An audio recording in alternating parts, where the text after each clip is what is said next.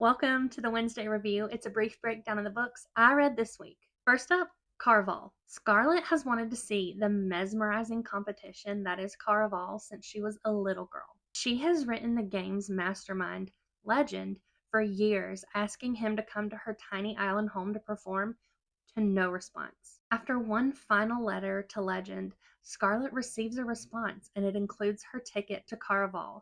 There's also one for her sister Tella and one for Scarlett's husband-to-be, who she's never met. In a daring plan, Tella secures them passage off of their island and to Caraval. But once they get to the competition, Scarlett starts to think things might not be the way she imagined. Next up was The Courting of Bristol Keats and The Ornithologist Field Guide to Love. These were my second and third books this week, and while I made a valiant effort to read both of them, they just weren't doing it for me. So I put them on my try again later shelf.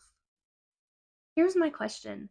When you have a book or two that aren't meeting your expectations, do you power through them or do you put it back on the shelf and try again later?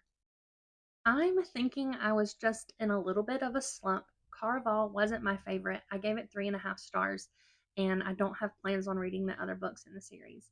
But maybe after a lull, I just needed something to pick me back up. And those just weren't the books for me right now. My fourth attempt, second book that I'm actually making it through, is The Enemy.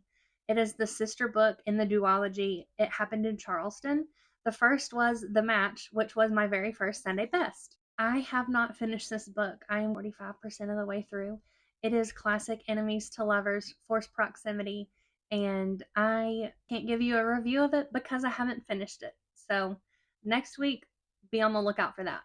That's it for the Wednesday review. Let me know what you do when you're in a slump.